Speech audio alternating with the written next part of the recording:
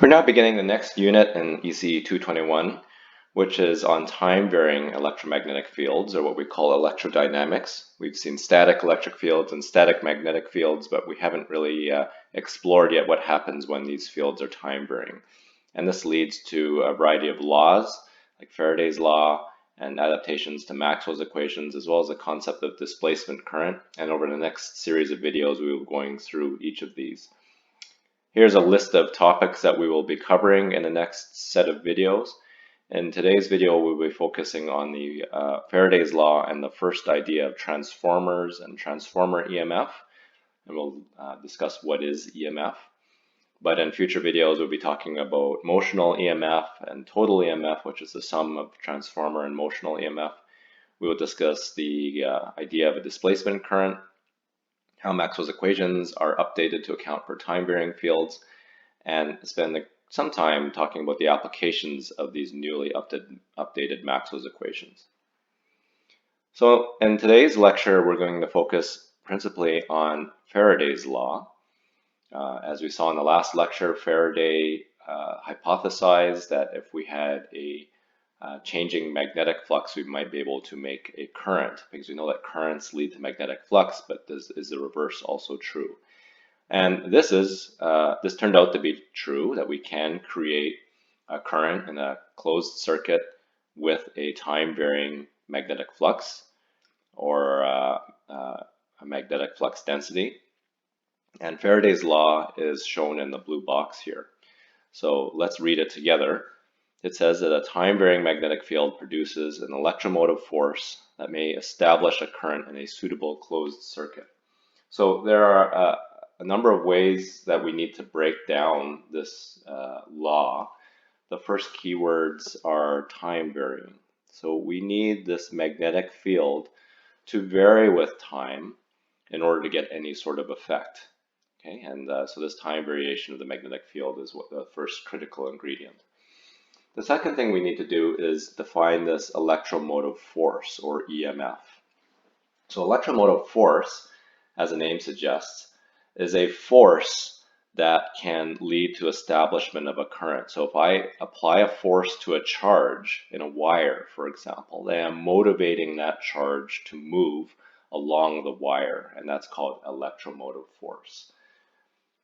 We can only do that if we have a closed circuit. As we know, we can't make current flow in general unless we have a closed circuit. And so this time-varying field that's applied to a closed circuit will motivate this charge to move. And the electromotive force is abbreviated as EMF. We're going to use that symbol temporarily here, EMF, for electromotive force. And its units are in volts, because we know that force, or a volt, is basically a force per unit charge. So it makes sense for us to express this as a per unit charge quantity and use quantity of volts. Now the equation for electromotive force is given here. So we can see that the electromotive force is equal to the time derivative of phi, the magnetic flux. And so because we're taking the derivative of phi with respect to time, we also might expect that the units be Webers per unit time, or Webers per second. And that is actually equivalent to a volt if you do dimensional analysis. Another crucial thing is this minus sign out in front. So this minus sign is important and is actually related to another law, which is called Lenz's law. So Lenz's law states the following. It says that the EMF has to be induced in such a direction as to produce a current whose magnetic flux, if added to the original flux, would reduce, emphasis, the magnitude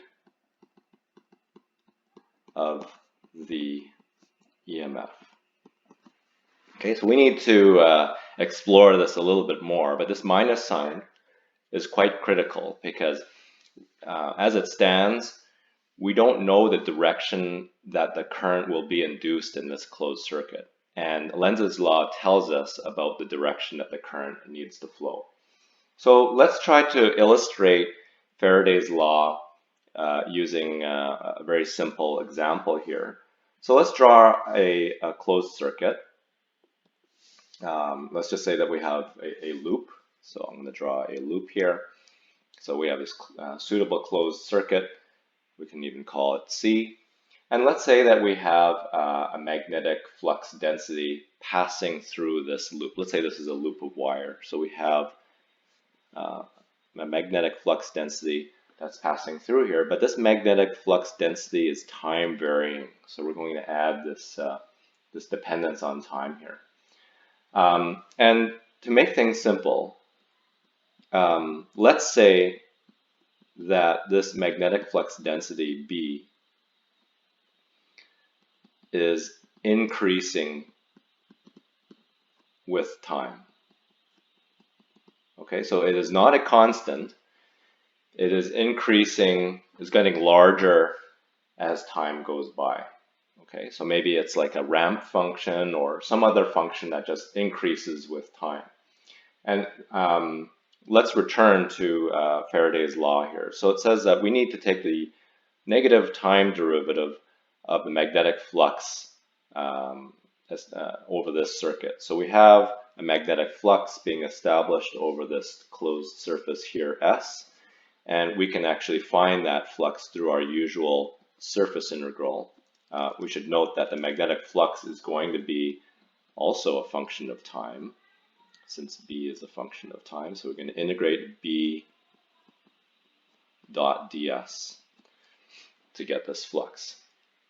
Okay, so then we need to take the time derivative of d phi by dt.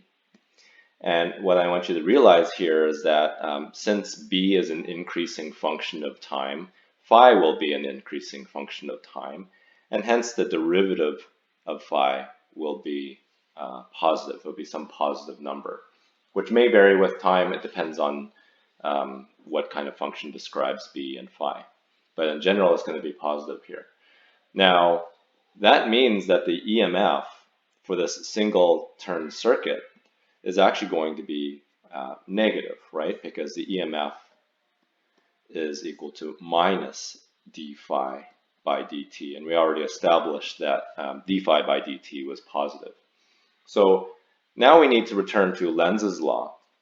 It says that the EMF has to be induced in such a direction to produce a current whose magnetic flux, if added to the original flux, would reduce it, or reduce the magnitude of the EMF.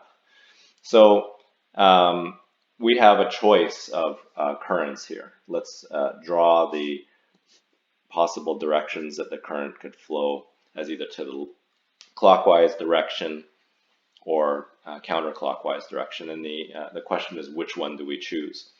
We want the induced current, which is going to flow in the circuits. We're going to have some current flowing here because of the EMF, right? We're going to motivate charges to move around the circuit, which is going to basically produce a current.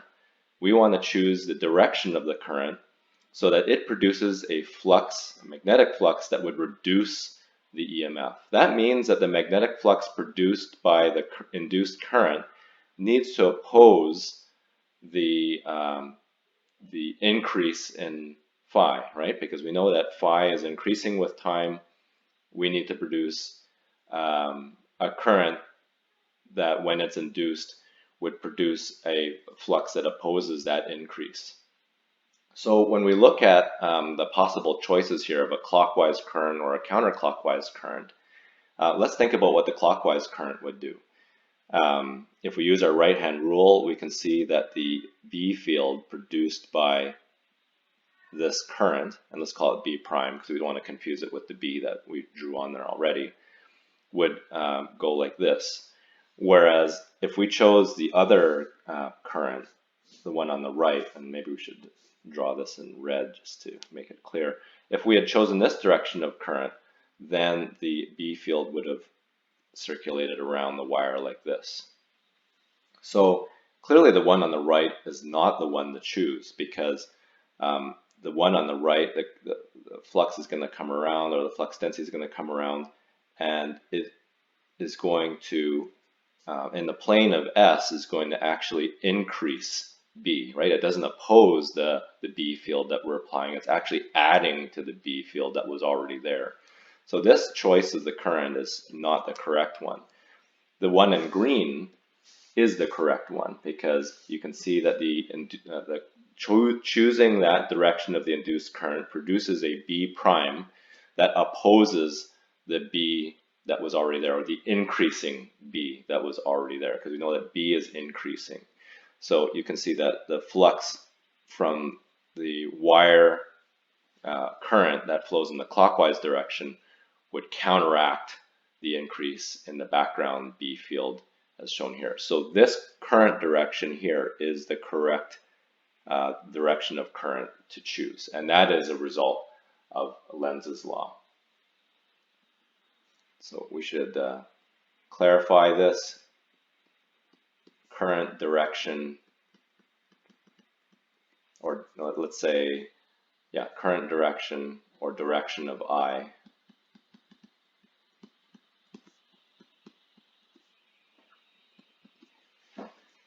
the B field produced by I opposes increases in B of t, the background field up here that was that was passing through our closed circuit. Okay, so we now have the ability to induce a current in a suitable closed circuit, and we know how to choose the direction of the current to do so. Now, if we think about the electromotive force, if we had a charge, let's say a positive charge in this wire, it's now being motivated to move in this direction. So if we were trying to think of a voltage source that would motivate a current to flow in this direction, it is kind of as if we introduced a voltage source whose polarity is like this, because we know that the positive current has to leave through the positive terminal of a voltage source. And essentially we have a distributed voltage source over the length of the wire that's motivating this current I to flow through the closed circuit. All right, if we go back to the EMF, we need to consider the possibility that the closed path has more than one turn. In this example that I sketched down below, we only had a single turn loop. But if that closed path actually has n turns, then we modify Faraday's law such that it's actually not the derivative of the flux that we take the time derivative of, but the flux linkage, lambda. And you recall that lambda is just equal to the product of the number of turns times the single turn magnetic flux. So that obviously n is a constant. We can pull that out of the derivative, and that leads to this equation here. So if I have multiple turns in this loop that I sketched down here, we could actually induce much larger EMFs. If I had 2 turns, I would induce exactly twice the EMF I would have if there was 1 turn. So I can get larger and larger voltages if I have more and more turns. Let's do an example to make this a bit clearer. So here's another single turn loop, similar to the one that was drawn before. And the question is to determine the electromotive force induced in the closed circuit C, which lies in the z equals 0 plane, across which the B is uniform. So B does not vary with position. This B field that's sketched here is constant over the surface area of this contour C. But it does vary with time. and it's oriented in the Z direction. So you can see the sketch already reflects the fact that the B is oriented in the Z direction, and you can see it's a monotonically increasing function of time because the magnitude of B is given by an exponential function. So this is a function that solely increases with time. If we were to draw a plot of this function and look at how Bz varies with time, then we would expect to see an exponentially increasing curve like so. So let's proceed to calculate the EMF induced in this circuit. So we use Faraday's law. There's only a single turn here. So even though in general we would take a d lambda by dt, here there's only a single turn. So we will just use the first equation that we introduced was d phi by dt. And we know that this is equal to minus d by dt. And let's write out our expression for magnetic flux. So magnetic flux is found by integrating over the surface area of the contour. So that's this area here. This is S. We integrate over S the product of B of t dot ds. So we can change this equation slightly and actually move the time derivative inside the integral. Let's do this down below. So EMF. Because we have an expression for B. So it might be easier if we differentiate B first and then integrate it after. So if we do that, we'll keep the minus sign outside. So we have our surface integral over S. But then realize that by moving the time derivative inside, so changing the order of differentiation and integration, I actually need to account for the fact that B might vary with space. So this ordinary derivative that we had before becomes a partial derivative once we move it inside. And so this is another form of Faraday's law. Now this is equal to an electromotive force, which we know is equal to a voltage. So we have an expression for voltage that we have used before. Voltage is in general the contour, closed contour of E dot dl about a closed circuit C, which we have illustrated here. So, and we know that we can also convert a closed contour integral into a surface integral. So via the Stokes theorem,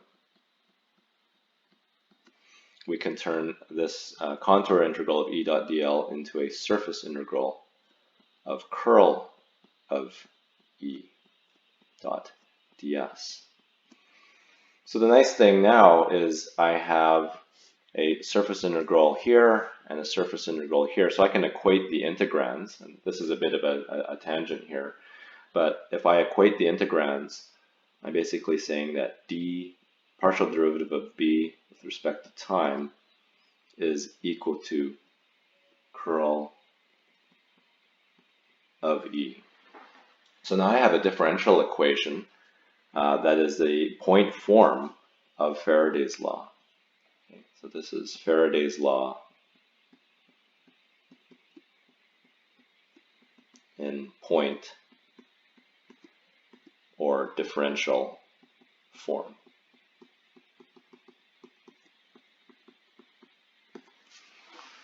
So we have a corresponding differential equation that also explains to us what happens when we have a time varying B field. It creates a circulation of E. This is very important because in electrostatics, the E field was not allowed to have any curl. But you see now that if there's a time varying B field, E is allowed to have a curl. And this equation here is perfectly consistent with electrostatics, because if we have a static situation, B doesn't vary with time, the derivative of a constant is 0, curl of E is 0. But when B varies with time, curl of E can be non-zero. So this is Faraday's law in differential form. Let's now return to solving our original problem, which is to calculate the EMF. So we have an expression here for the EMF on the left. And let's proceed and calculate the time derivative of B with respect to time, the time derivative of B. So this is a z-directed B field, so the derivative will be z-directed. And if we go back to our function here, Bz is B naught times e to the kt. It's very easy for us to take the derivative of an exponential function. That k just comes down, and then we have the original function that we started with. So here is the dB by dt. And now we can substitute that into this expression here, after we choose a suitable differential area element. So if we look at our picture up above, this is a circular surface, so it would make sense for us to use cylindrical coordinates to describe, for example, a little ds element that is here. If I draw sort of an enlarged view of that, then we see that this side is of length d rho, or dr, in using the Ullaby convention, dr, and this arc over here is of length r d phi, assuming that there's a very, very small change in angle here, d phi, that subtends this arc. So, and then the direction of ds is upward. Okay, so our ds element here is the product of r dr d phi and is pointed in the z direction. So now we can substitute that into the ds here. So let's put it all together and write that out. We have our expression for EMF is going to be equal to the surface integral of z hat k b naught e to the k t dotted with z hat r dr d phi.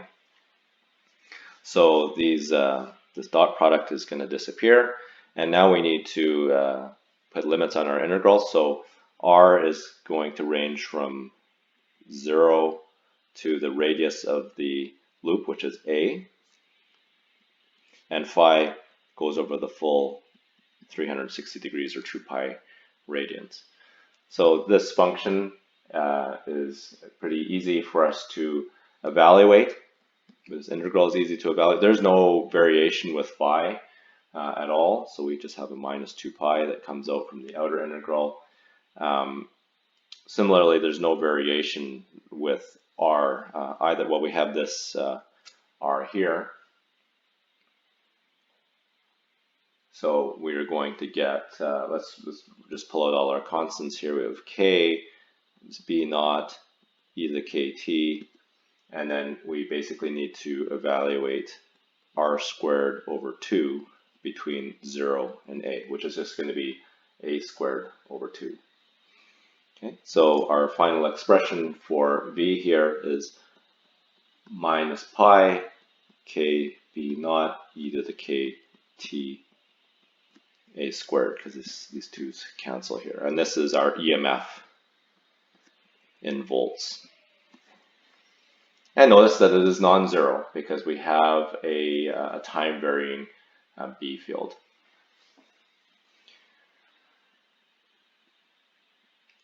Okay, so we have now we have a general expression that we've seen for EMF. We've seen that EMF is equal to minus d phi by dt for a single turn loop. And if there's a single turn loop and we integrate about that loop E dot dl, then we can see this as the integral form of Faraday's law. Okay, so rather than continuing to use this symbol EMF, we've now equated EMF to this contour integral of E dot dl, and we will call this Faraday's law in integral form.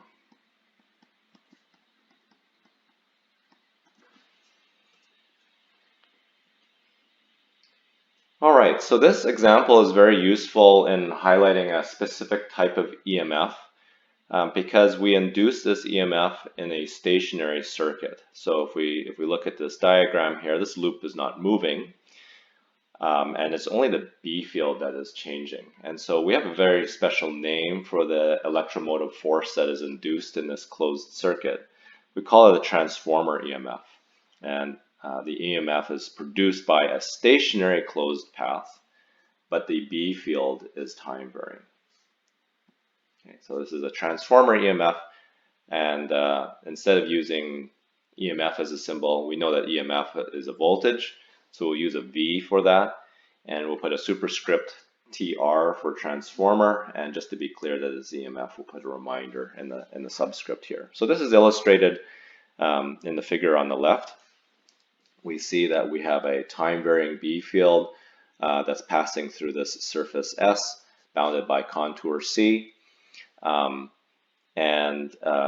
induced current here, I, the direction is chosen to produce an induced B field that opposes the increasing B field that's shown in green here. And this is going to result in a current flowing, in this case, in the clockwise direction.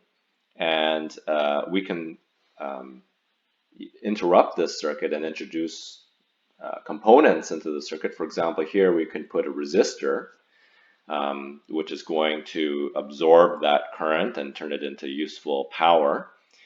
And that current is going to flow through the resistor as shown, and we will generate a voltage across the resistor.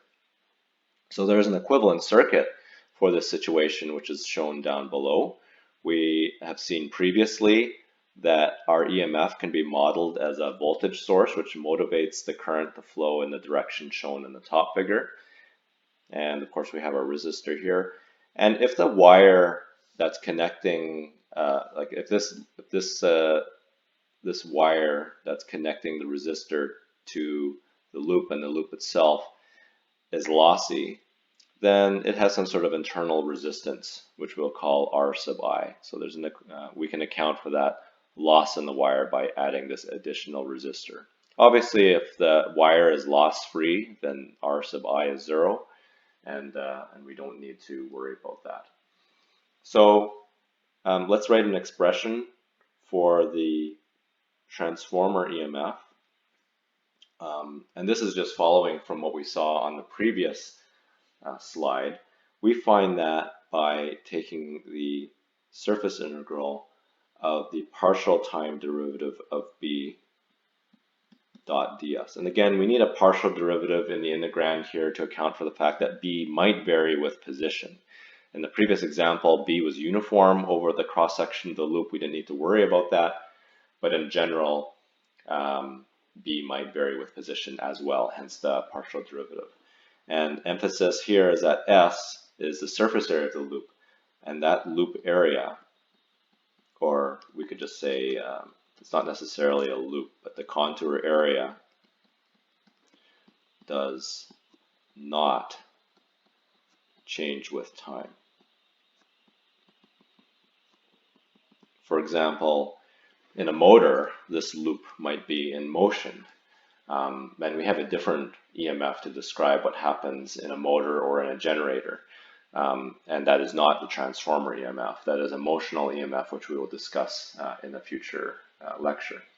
So the transformer EMF is aptly named because it is the type of EMF you see arising in the component of a transformer. And you have studied transformers previously in ECE 212. And they comprise a primary winding, which we will call winding 1, and a secondary winding, which we'll here call winding 2. So if you want, you can think of winding 1 with P and winding 2 with S for secondary, P for primary, but we're going to do it just in terms of numbers here. And these windings are wound on a common core, and usually this core is a ferromagnetic core, so we usually choose a high mu sub r core in most cases, not always, but the benefit of using a high permeability core is that you confine the magnetic flux very, very strongly to that material. And essentially you produce a a time-varying magnetic flux which circulates in the core, as you see here. And when we analyzed something like the toroid before, we rationalized why the flux is contained in the core and why it flows or is oriented in the direction that you see here. So the important point here is that if I excite winding 1, that's going to produce a time-varying flux in the core, and that flux is coupled into winding 2, because winding 1 and winding 2 essentially share the same flux. Winding 1 and winding 2 may have a different number of turns, but they share the same flux passing through each turn.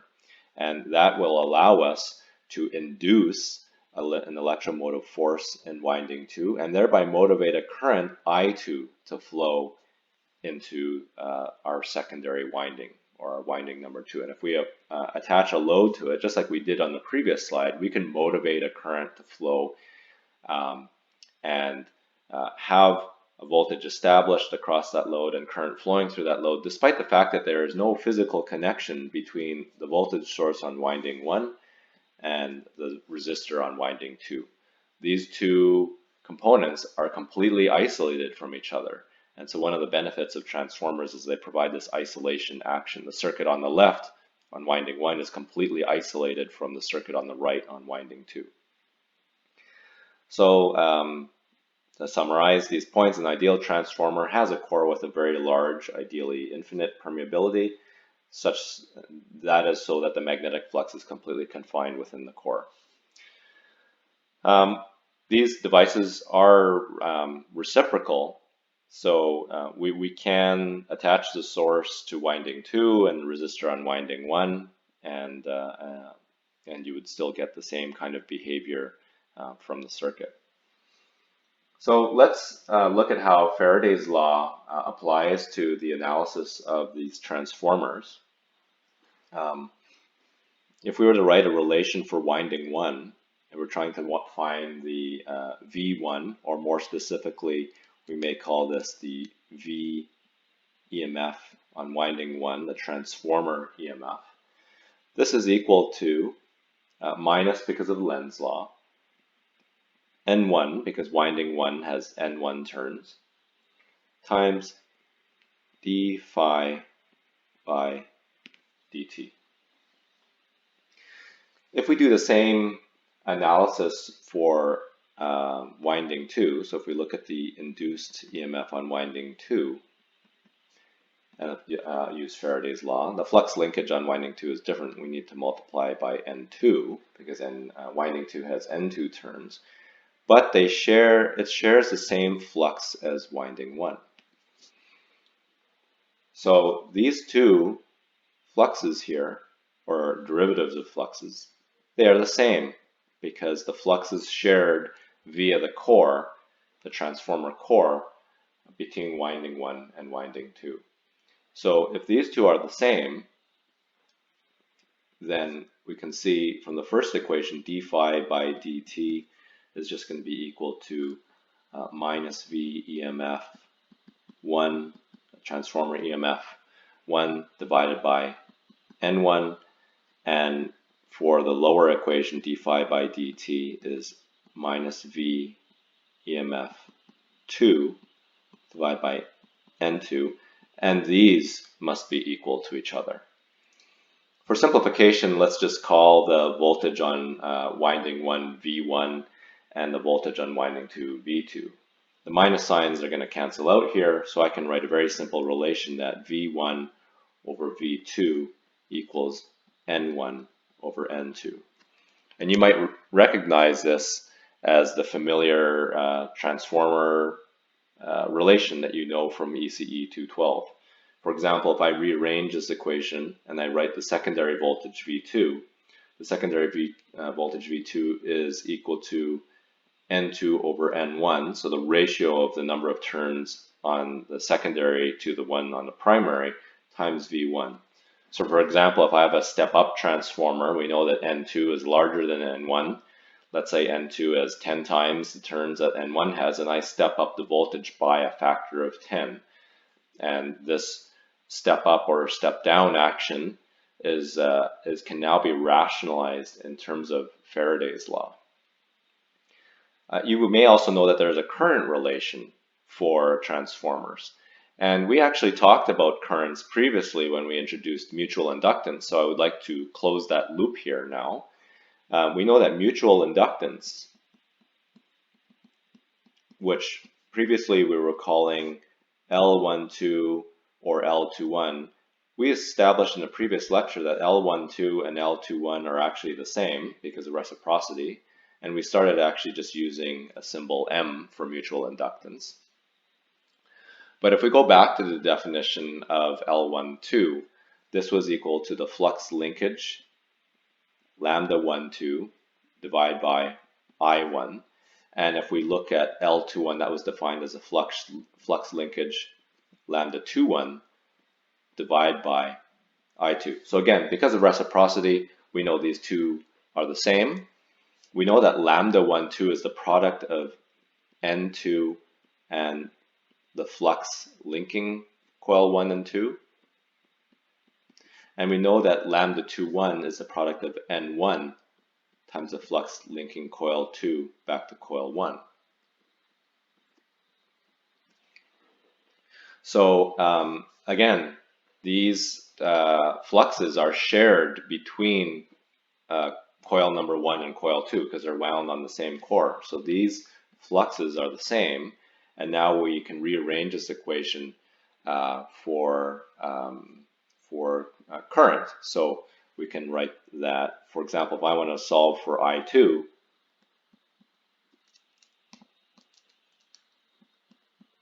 and I rearrange this equation for I2, we see that it's N1 over N2 times I1.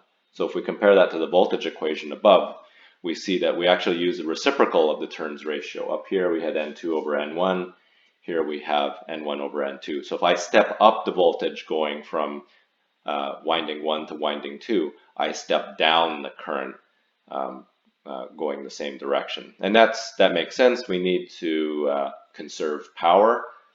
If I step up the voltage, the current has to go down by the same factor so that I'm not creating power from nowhere. A transformer is a power conserving device.